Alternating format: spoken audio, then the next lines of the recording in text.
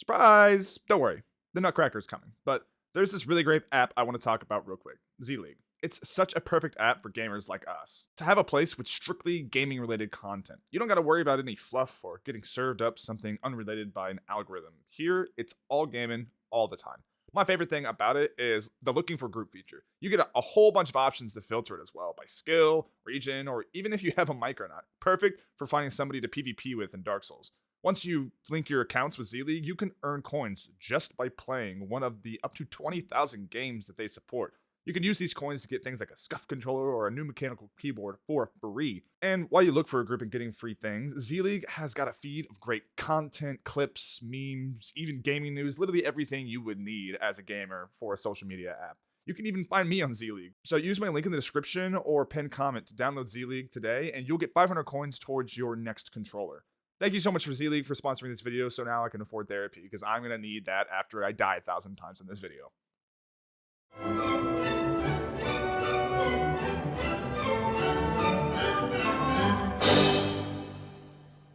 Now, here's one I bet you little buckaroos didn't see coming. One of my absolute favorite games. I played this for the first time going through high school. And when I say I went in blind with this game, I'm talking like Stevie Wonder, Helen Keller, Kenshi, Matt Murdock blind. I didn't know nothing. And what caught me off guard the most was that it was not nearly as hard as the internet had made me believe. Something we'll come back to later. For a game as unforgiving as Dark Souls, it's ironic just how peaceful the menu music is. It's like, you kinda don't want to enter the game and stay safe in the menus. Remember being younger and reading the comments on scary videos? Same idea.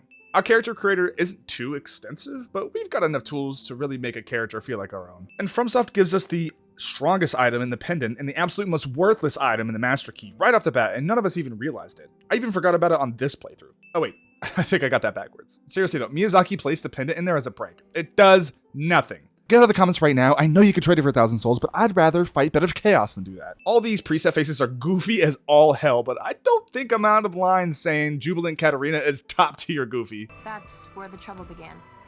That smile. That damn smile. In the age of ancients. This is our only cinematic cutscene, so you better pay attention. Dark Souls bucked the trend that gaming was heading for. More cinematics, more set pieces, make them more like interactive movies and games. And Dark Souls just came in and said, no. Grey crags, arch trees, and everlasting dragons. But then there was fire.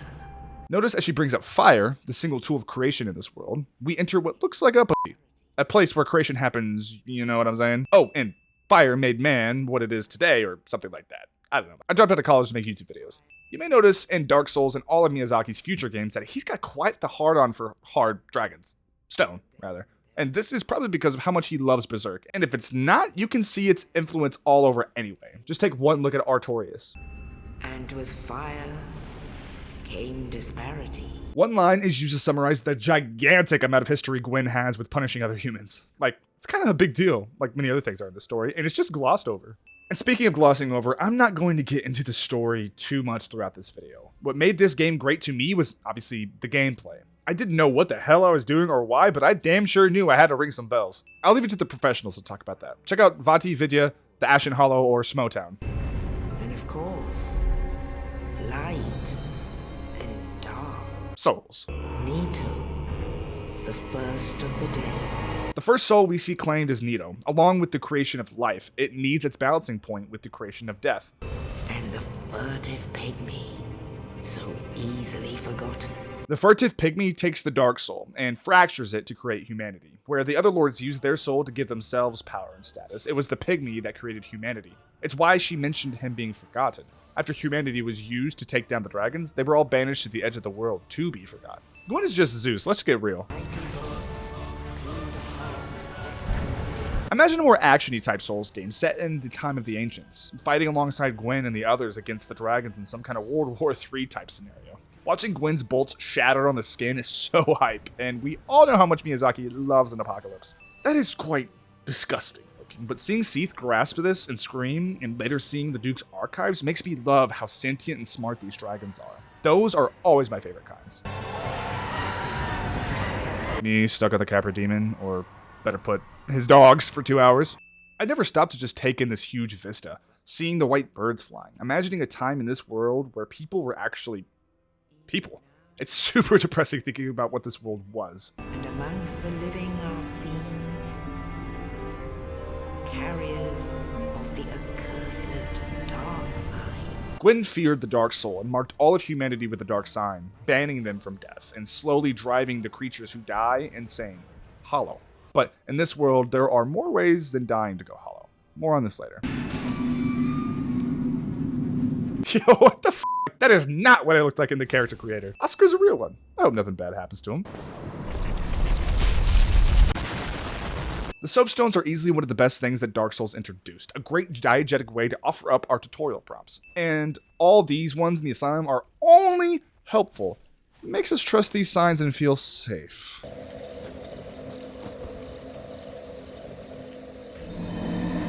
We aren't the first chosen undead to embark on this pilgrimage at Oscar, and I like to see these messages as all the other undead helping the next one to rekindle the flame. Wow, this sword does a lot of damage. Kill this guy in 3 hits. I bet this would be great for the boss. And a mechanic that would kickstart an entire subgenre of gaming was lit. FromSoft lets us know right away what kind of game this is gonna be, dropping this thick-ass boy on us with nothing but a broken sword. I love that we can still try, though, and I'm sure a lot of us did try and die to him. And hey, they throw us a bone. If you do kill him or cheese him with some black firebombs, you'll get a hammer you're never going to use and just skip the entire tutorial. And totally screw the rest of your playthrough, because you could forget your Estus. It's something that I love about FromSoft games. They aren't afraid to let you miss things, and actively encourage that you do. Makes the world feel bigger and more alive. Also makes repeat playthroughs more enjoyable. Love that our starting gear is just looted from the Asylum. Adds to our scrappy nature of the chosen undead who will feel gods. Feel gods? Well, now that you mention it. Fell gods, and it immerses us more. I'm done for, I'm afraid. I'll die soon, then lose my sanity. Don't worry if that didn't make sense. From this one line, you can find novels of theories and text about what it means. And thine exodus from the undead asylum maketh pilgrimage to the land of ancient lords, when thou ringeth the bell of awakening. It's that simple, y'all. It's not that deep. Ring the bell and win. But seriously, it's really cool to think about the fact that there have been countless chosen undead, and all of us, the players, could and do exist simultaneously in this world. The ones who quit before rekindling are the souls of proud knights and warriors we find. The ones who rekindle the flame just continue to cycle for the next player to embark on their journey. But beyond that, it's why the final boss of Dark Souls 3 is all of us. I would hate to harm you after death. And we can also believe that all the enemies we face in the world are just other players that went hollow.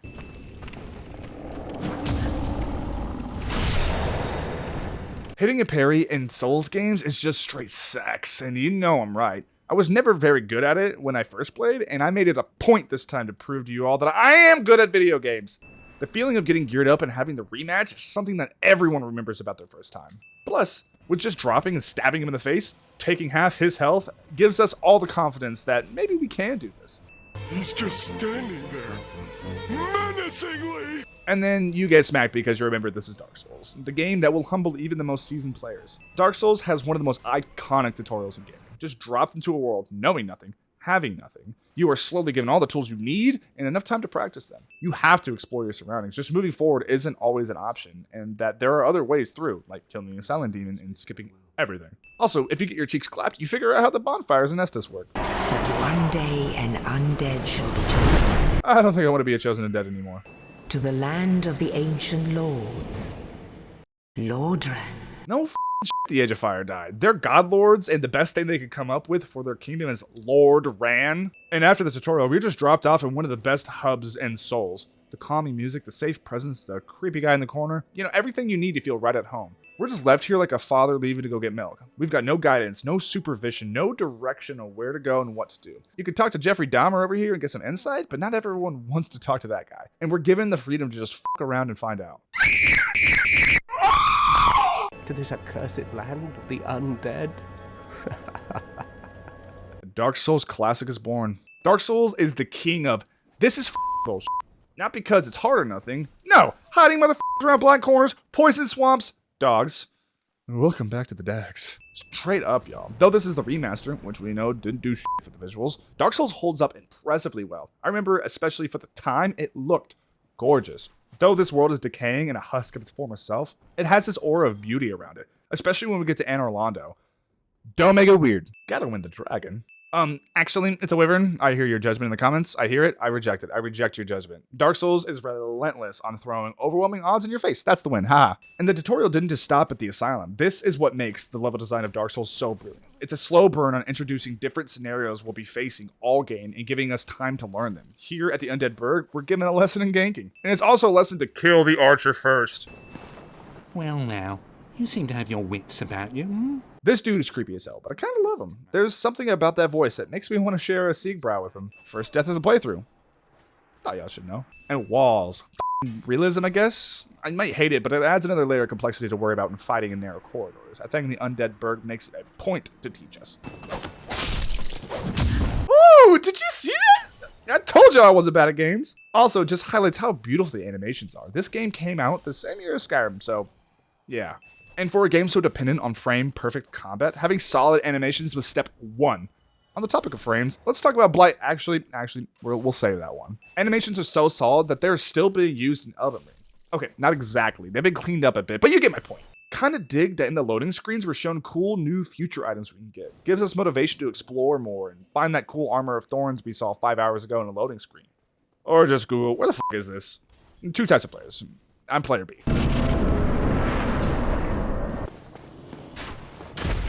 Keeping in the theme of blind corners, we get a surprise superhero landing from Taurus Demon, showing us the true meaning of the gank. And here's where we put it all together. Killing the archers first, using plunging attacks, being mindful of your terrain. If Asylum Demon is just the tutorial boss, this is our first true boss where it's all up to us. Kinda. Taurus Demon's arena is one of the more unique ones of all the bosses. It forces you to be mindful not to roll off the side and have to face him toe to toe. There is no running in circles to try and heal here. Unless you're smart and you did the Dark Souls classic, look behind you. You can fight him up there in the circular towers, so that's something. But if we're being serious, the biggest lesson Undead Burg teaches us is to clap them cheeks. Literally. Daddy! If only I could be so grossly incandescent. Miyazaki and his creepy laughs. Even for their good guys. And no, I'm not comparing him to Jeff. We are amidst strange beings in a strange land. The flow of time itself is convoluted. Dark Souls was doing the multiverse before it was cool. Ever wonder why we could join other players to invade or cooperate? Cross the gaps between the worlds and engage in jolly cooperation. Oh, hello there. Hello there. Who did it better? Daddy did. And I'll leave it to you to figure out which one I'm talking about. Humanity is the other resource with Estus that we've got to manage. I love the double-edged sword it is. On one hand, you get more resistances, can summon allies, makes you not look like a Californian raisin. But on the other, it's a finite resource, opens you up to invasions, and you lose it all on death. Dark Souls had great joy in throwing in enemies that are far out of our power level, just to tempt the daring player to see how good they really are. I'm f***ing amazing, so...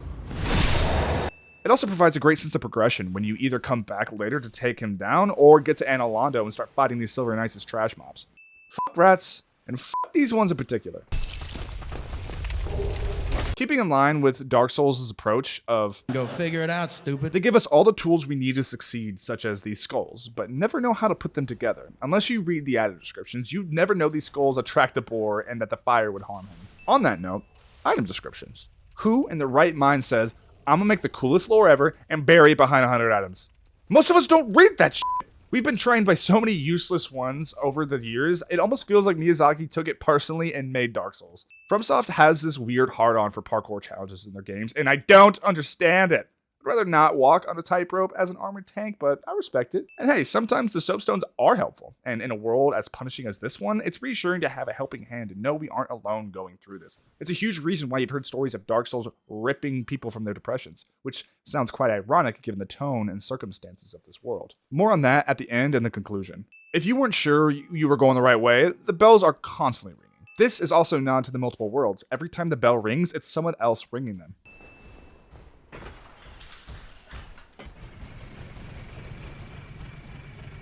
Oh wow, this is a long elevator.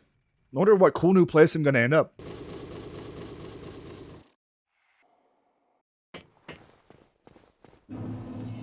Oh, what the fuck? Rebecca Firelink? Holy shit. I imagine this was all of our reactions when this happened for the first time. I remember liking the game up until this point, and when I started learning the map and shortcuts, it really fueled me with a sense of strength and made me fall in love with it. The interconnected level design of the first half of Dark Souls, I believe, was what truly made this game stand out. Yes, it was hard. Yes, the combat was great, but it was this moment that changed what Dark Souls was and established its place in gaming. There is the ladder at the Undead Burg that connects to Paris, the Valley of the Drakes connecting to everything, the Blighttown elevator. From almost anywhere on the map, you can get back to Firelink through some shorter means. This did wonders for making this world feel lived in and real, and forgo the need for fast travel. For a time, bucked the trend of more games having fast travel and accessibility features. That's part of the beauty of one difficulty, a shared, curated experience, one that we all had to struggle through together that made the community so tight-knit. Nothing better than that magical sound of plinking, having this burly man here to upgrade our weapons like Santa Claus on Christmas. Hell, he even looks like him. We love the giant blacksmith, and his fate is a tear on my cheek, but he ain't got nothing on my boy Andre. Dude is so cool. He was there at the end with us. Dark Souls 3. I'm talking about Dark Souls 3. Okay, I kind of lied about no cutscenes. What I meant was no cinematic cutscenes. None of them are story or lore, so there's some internal consistency with only bosses getting the respect they deserve having the only real cutscenes. This is where Dark Souls weeded out the boys from the men. If you made it this far, you had a handle on the game, but this boss really is our first big challenge. I remember my first playthrough, I had to go through a sexual reawakening to take him down. Found Andre, swapped entire weapon classes, new armor. Say it with me, class. Dark Souls gives us the tools, and it's up to us to learn to use them. So gameplay isn't something I've talked about yet, and for good reason. The bell gargoyles are when all of your fundamentals need to be on point. You better have figured out your iframes, know how many attacks you can do before losing a roll, and understand your weapon. You could get by being weak on one of these before. I like to think of the gargoyles as a litmus test to see if you can handle the rest of the game. If you can take down these guys, it's really not that hard of a game. That was my experience with them. I was doing okay until they hammered my ass into shape. Nothing for me was ever as hard as my first time taking down the gargoyles. Yes, even the Sovereign Twins and Orlando. Didn't know we were playing Monster Hunter up in here. First time I've ever got a whole ass weapon from one tail carve. And just when you thought you had his number, nope. Make it double. And the final fundamental we need to learn is how to manage multiple targets. I mean, just look at the bottom of the church. And for those that say, Dark Souls hard, Miyazaki throws us a bone bringing in the second one at half health. It's not just to be nice. You'll notice his tail is already cut, wings destroyed. I bet there's like 69 pages of item descriptions on why he's like that. They've also got different mechanics, which keeps the fight interesting. It would have been so lame if it was just a copy and pasted. I can't imagine FromSoft would ever do that about a boss, right? Right, Demon Ruins? Right, Elden Ring Tree Spirits? Right!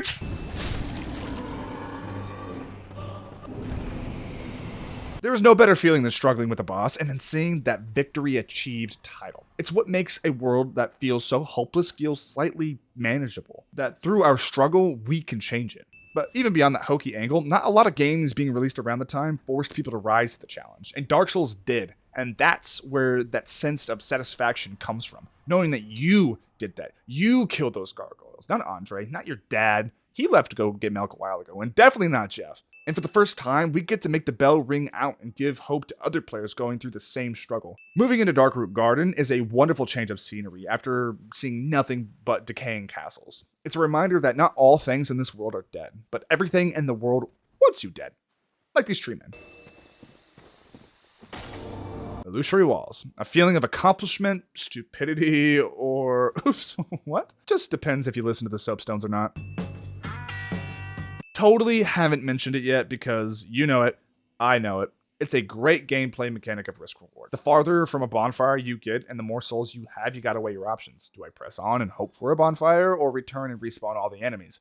It's a constant balancing act and keeps us on edge, especially after a boss and you can't find the bonfire. And you also get... Oh, wrong one. One shot. That's how it feels to run back for 420,000 souls. Do we really have anything nice to say about the Moonlight Butterfly other than it dies? Kinda? It's one of the few bosses that promote the use of a ranged weapon. They got my ass first time around. I went and found a bow just to fight it. Then Delerny comes to us. Oh, it's pretty. That is all. End of nice things. So like, lower Undead Burg. But I kind of get the enemy design here. It's a bunch of thieves, lowlives, and their hounds in the seedy underbelly of the city. Stands to reason they'd use quick gank tactics. And to cap off Gank City, we've got the king of ganks, and this isn't a compliment. Are we really the good guys? We come down here, interrupt his dinner, kill his dags. Needless to say, he's one of the cooler enemy designs that we really only ever see here. Dark Souls, for most of its runtime, is really great about constantly throwing new enemy types at us. Up until FromSoft kind of ran out of time at the end and needed to finish the game. More on that later. Oh, who's that sitting there? Oh, what? Along with the soap signs, we get to see ghosts of other players. It's not exactly real time, but more like echoes of other players. It's another thing that makes us not feel as alone struggling through this world. Aw, he's just a little guy. Oh, this is going to be easy. Oh. This is where the fun begins. Another entry to don't stick your Kratos in that. Even in the name of the boss, FromSoft knew what was up. The fight itself? Kinda mid. But the visual design of this abomination of an everlasting dragon is so breathtakingly sexual in all the right ways. You guys ever see the movie Teeth? Same idea.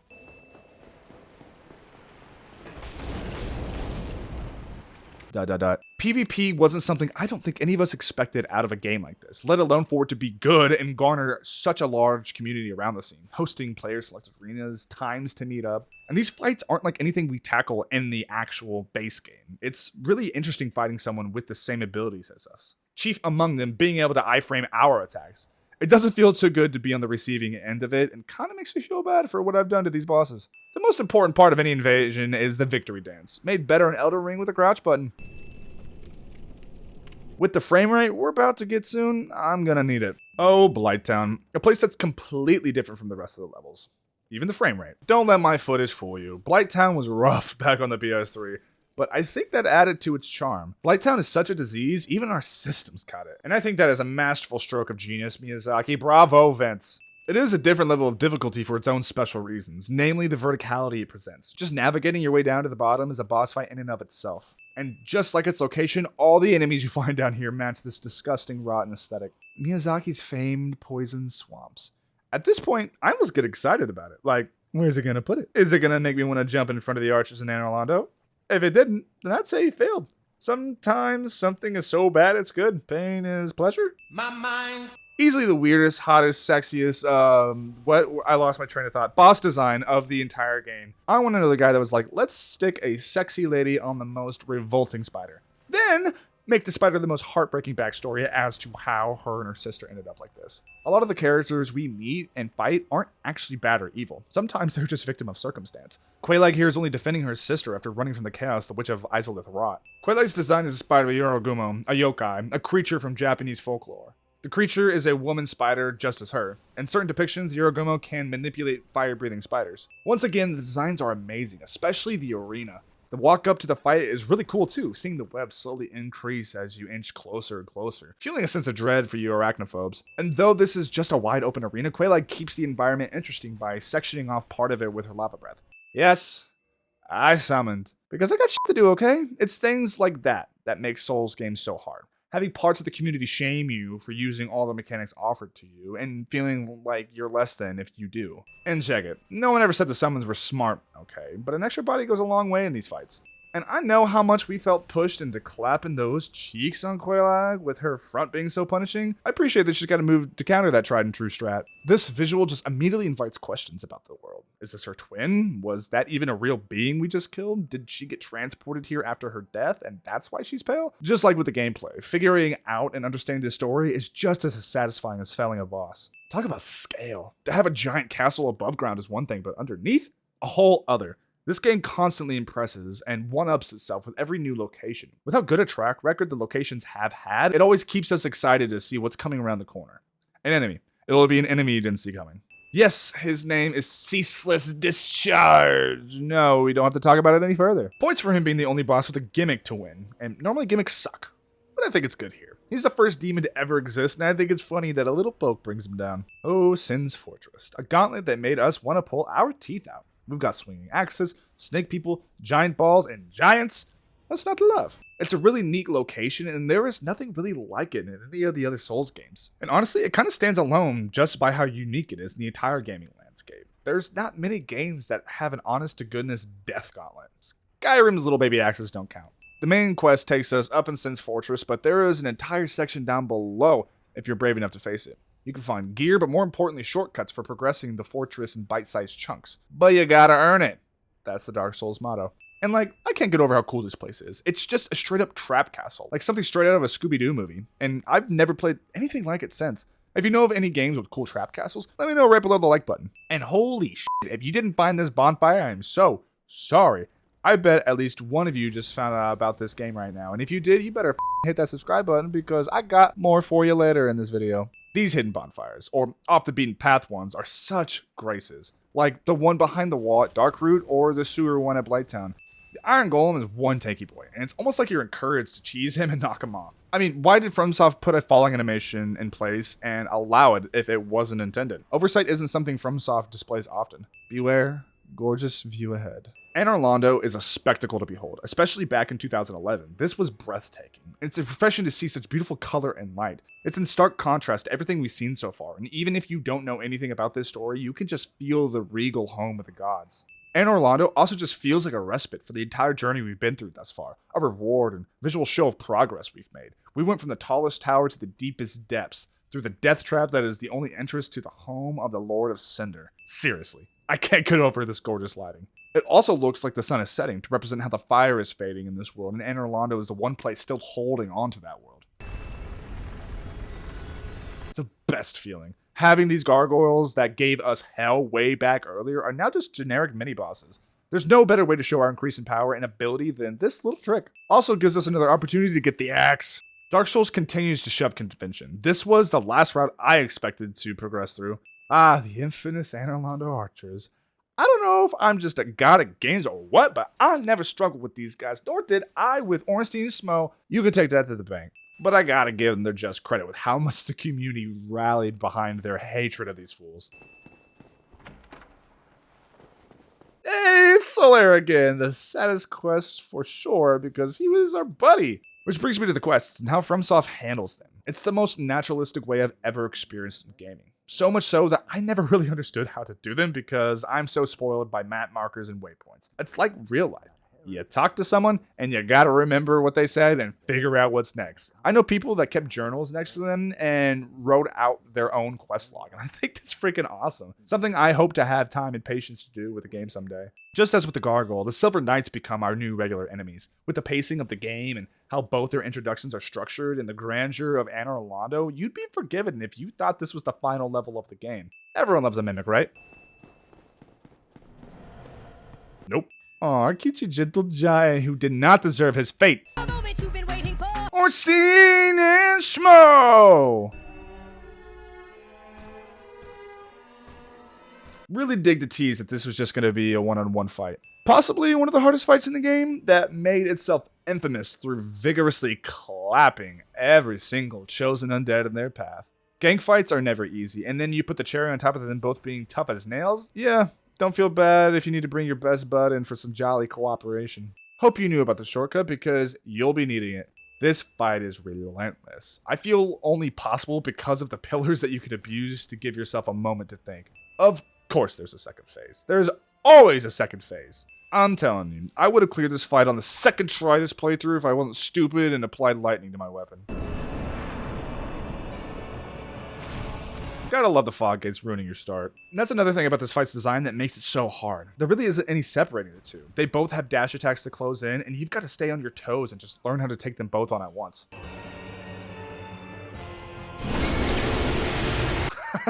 I just love how gentle Ornstein was to Smo, and then he just smashes his ass. It's consistent with the lore as Orn was a Dragonite, a man of honor. Then Smo, an executioner who ground his victims' bones into his meals. Both traits on display with his treatment of Orn. It's also awesome that both of them have their own respective second phases. I take a lot of pride in the fact that this run only took me 4 tries, and it came down to the wire to finish it. I'm not Penguin Zero levels of awesome, I know, but I think that's not bad given I haven't done this fight in 7 years. Brace yourselves, you maidenless undead. Glorious chest ahead. With a daughter like that, I too would put 2 of my best men on guard duty. Fast travel is saved until we defeat arguably the hardest boss. It's a more than welcome reward after running around so much because we forgot something. Not me breaking my weapon when I got the Quelaag and having to run all the way back up to Andre because I didn't buy the repair box. And this is where the game takes a major shift, often stated for the worst, and I don't think I agree. The first half of the game is surely stronger, I'll give them that, but it's a conscious shift in level structure. Yeah, the 4 lords aren't as interconnected as the first half, but it fits the story. Everyone kind of went their own ways after the Great War, and with these vast distances, it would kill the grand sense of scale if everything was just smushed so close together. Could there have been an elevator from Duke's Archive to Demon Ruins? Sure. And maybe New Londo to the Catacombs? Whatever. But at what point would have it felt forced? And of course, we have to remember the time crunch that happened near the end of the development that's painfully felt in Lost Izalith. Hello. Excuse me? What the f? This thing with the fleshy Fu Manchu talks? Why does the most weird looking creature speak the most clearly? You're telling me we just stuck that up our ass and brought it here? I mean, where else does all of our inventory go? And don't freaking tell me that there's some bag of holding lore BS that I missed, because I totally would believe you. So one of the final bosses was right here the whole time. This is why I love FromSoft games. These wheels can go f off, and f off. So why is Pinwheel so easy? It's a sneaking suspicion among the community that the catacombs were meant to be tackled much earlier on. From its difficulty to being right off of Firelink to the tutorial messages you can find around here, it seems like it's part of the progression that just gets lost in translation. The Rite of Kindling would sure have made ONS easier for many. But the never-dying skeletons and the excessive damage leads to the idea that things got changed last minute and Pinwheel wasn't addressed in the balance. But thanks to this, it birthed the wonderful meme of Pinwheel being the hardest boss in the game. Okay, I hate Tomb of the Giants. It's dark and scary, and I refused to upgrade my gear until I got rid of Nito. So, is it my fault for making it harder than I needed to be? Maybe. But isn't that the Souls classic of slamming your head into the wall because of pride? Seeing Demon Ruins for here is freaking exciting though, having the sense of geography and connection and just sheer scale. Patch is a little bitch, snaking his way into every Souls game. Consistency like that just makes my heart happy.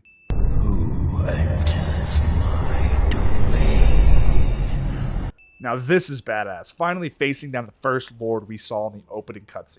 The Lord that delivered the death blow to the everlasting dragons. And we're about to kill death itself, so what does that say about us? Not much. This team is more like the Avengers, so when you enter their domains, it's like their solo film where their buds are contractually not able to help. Nito introduced us to our favorite boss mechanic ever in history of boss fights. Ads. No one likes ads. Not in their videos, not on their websites, not in their boss fights. But Nito isn't just one entity. He is made up of many different dead bodies, so thematically it makes sense even if it sucks. It wasn't obvious in the cutscene, but it looks as if Nito's cloak is actually a shroud of humanity, of all the souls he has taken into the afterlife, clinging around him and forever undeath as death isn't a thing in this world anymore. Generously, we were given a bonfire after each of the Lord's defeats. The bonfires were constructs of Gwen to keep humanity in check, as without the flame, everyone goes hollow, and that dark power he fears comes to light. The Lord Souls are powerful, and when destroyed, do the one thing they were designed to do in life: extend the Age of Fire. It's also why Seath's defeat grants a bonfire. While not a Lord from Fire, he wanted to extend the age of it to read more books, and he was bequeathed a Lord Soul Shard, so it still tracks. The Duke's Archives was rare Lucaria before it was cool. The thing that gets me is the giant cylinder room, just for Seath's big ass to be able to step into and grab whatever books he may need to brush up on his sorceries. Which brings me to the magic in this game. It's so cool that it's not here 'cause magic, but because each of the lords specifically created it. Gwen made all the miracles through sheer will of belief in the Age of Fire. Seath is said to be the granddaddy of sorceries, which I love with dragons being hyper-intelligent. Then finally pyromancy, which was created when the Witch of Izalith failed to recreate the first flame. We find the beautiful archives adorned with crystals all over. Delving into his character, it's almost tragic his fate. Wanting so desperately to be everlasting like his kin, pushed his mind into insanity searching for his veil of immortality. Torturing and experimenting on all sorts of creatures in the name of progress of his studies.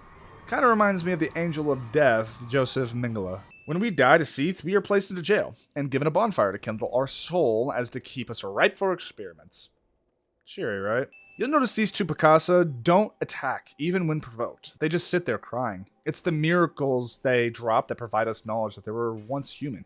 I love Picasso as it's close to Picasso, a painter who would distort human features in his work, just as Seath does with his. Giving me big Harry Potter energy here, Seath. Now this is just cruel, walking on nothing, and yes, that's a win. And in his insanity, even his own work has bled into himself, making his own scales from crystal to try and provide himself everlasting life. Just like the Lords did in the Age of Ancients, we've got to exploit the weaknesses of the dragons and shed their immortality somehow. And more accurately, Seath is weak to lightning, just as his kin. Say hello to the absolute saddest story in Dark Souls. Artorias' loyal companion through it all, picking up his sword to not only defend his honor, but to defend us from entering the abyss. There's some really weird time-travel-y stuff with this story, so Sif is best boy, not wanting us to suffer the same fate as his master. Plus, a freaking wolf with a sword in his mouth? What's not to love? Oh, the murdering of a doggo. Yeah. Another place called Londo, but it's the exact opposite of the grandeur we experienced in Anor Londo. Just like with everything, gets our brains turning on what could have happened. The great thing about this place is the absolute hell it is, on top of being accessible from the start. You can come down here at level 1, and you will get f***ing stomped. Which makes me so happy that Dark Souls is an unleveled world. There's a natural progression through the game, not having the way forward just be locked entryways, but because we just aren't strong enough to take on anything here. There's a feeling of progression and mastery of oneself in this world that unleveled worlds can never achieve. Think about Skyrim. There are soft caps on certain enemies, thank God, but go further back with Oblivion, and you've got bandits wearing ebony armor. It robs the player of any feeling of actually gaining strength. Makes you think, what's the point of all these levels if they just match me? A problem that Souls games never have and never will. Made better by its semi-open world structure. You can't really power level yourself. I mean, you can, but more often than not, you'll be on par with where you should be for each location. Something that people took issue with in Elden Ring. FromSoft does not make New Londo easy, requiring an entire limited item to even fight these ghosts. Oh god, I'm getting Water Temple flashbacks. There is a part of me that wished the stairs were endless until you realize you had to jump into the void. But nonetheless, having to jump into nothingness when fall damage has been a bitch all game makes for an interesting setup to the Four Kings. And oh, is it nerve-wracking being surrounded by nothingness, being able to just run forever, but still be illuminated by something. The Four Kings, the preamble to Godskin Duo. Again, giving us new mechanics to deal with instead of just another boss with attacks and health. It's basically a DPS check, since each one spawns at certain intervals. My first time around, I actually killed each one so fast, I thought it was just regenerating and never knew that more than one could be present. Hearing the horror stories from my friends gave me a good kick because I just couldn't get it. And it's things like that which makes me love the Souls games. That sense of community and shared struggle. How excited others get when someone breaks through their wall, even if them themselves had no trouble with it. Which is why the name always confused me, because I was like, 4? I only fought 1. I wasn't the brightest 16-year-old. I got a D- in Algebra 2.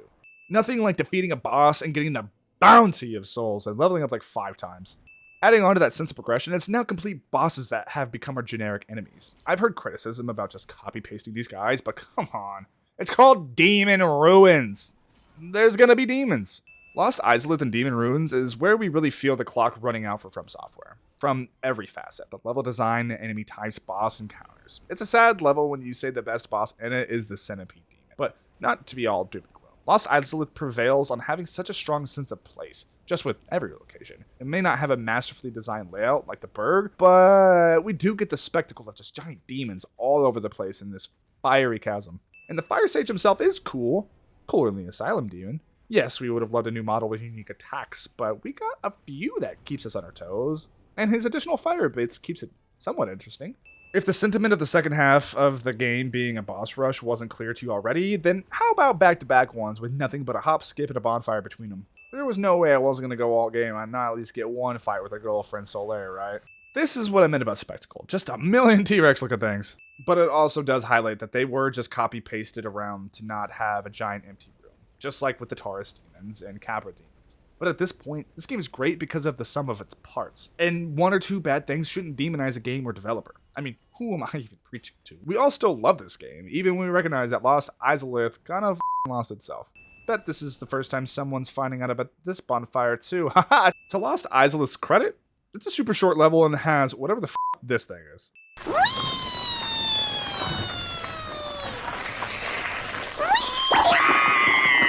Wow. Another really cool boss design. I can't wait to fight. Oh, this was the fight that finally broke me on my OG playthrough. I hadn't used any guides up until this point, and I just had to. I can only give FromSoft a pass for so long and make excuses as to why fights aren't as bad as you may think, and this is the straw that broke the camel's back. It's not often that I remove a win, but Bet of Chaos can make some history on this channel. Sean, it pains me, but do it. The Witch of Izalith was the first to bring chaos back into this world, so I suppose your boss fight should be the worst because chaos bad? I don't know, guys. I'm trying here. Though there was the disappointment of Izalith, it's immediately followed up with this beautiful final level in the Kiln of the First Flame, taking us back to where it all started. Bookends. You know I love them. And the Kiln also kind of resembles a Colosseum, a fitting place to have our cage match with the god that started it all. I've waited long enough to talk about Dark Souls music. It is something else. The booming chorus that many bosses have, the relaxing drone at Firelink, or even the absence of it, which is felt most. Running around for 2 hours in silence to be ass blasted by some of the best vocals you'll ever hear never gets old. And then there is Gwyn's boss music, a somber piano clinging to what's left of Gwyn's regality. It's not epic. It's not triumphant. We are seeing a man who gave everything of himself to protect what is left of what he built. And to make things worse, there's the question of, is it even worth protecting? It's more out of a sense of pride and inability to let go that keeps him and this world stuck in this cycle. You'll barely notice as well that even Gwyn has gone hollow. Not even the god of gods is immune to the undead curse. And I like to see the curse as a giant metaphor for us as humans. We all live to die. That's our curse. We are all basically undead, or the walking dead, if you're funny. The hollowing happens when you give into despair, grief, depression, all the things that weigh on our psyche. When we allow ourselves to not let go of what was and embrace what is, well, we see what happens firsthand with Gwyn. It's a cautionary tale that even the strongest of us aren't immune to these sorts of things. So if you ever feel a type of way that might make you hollow, tell your overly self-aware mind to stop rationalizing why you shouldn't be feeling that way. To stop letting it tell you that other people have it worse, or that it's not fair that you feel this way because you have it good and you just shove it down inside yourself. Allow yourself to feel your own suffering and take it head on. It's what Dark Souls is all about. It's why it helps so many of us who do feel hollow. We accept the suffering of losing to a boss over and over again, knowing that we're making progress. Even if it's just 1 extra damage on that run, we can see we're getting there. Sometimes you walk into the boss arena and get mopped before you even have a chance. Sometimes you're flawless till the very end and choke. It's the same thing with dealing with our mind and our heart. It's not always perfect. Progress is not always linear. And then eventually, you defeat that boss. And that wave of success and relief washes over you, and hindsight takes over, and you can see just how far you've really come. Just like in Dark Souls and in real life, you've learned from that experience, so the next boss isn't going to be as challenging. This game is beautiful when you really start to look at it from these types of angles. The final choice we have after defeating Gwyn also applies to our lives. When we finally summit that mountain, destroy that weight on our soul, overcome that obstacle, we have a choice. Do we backslide into our own ways to repeat that cycle of self-flagellation?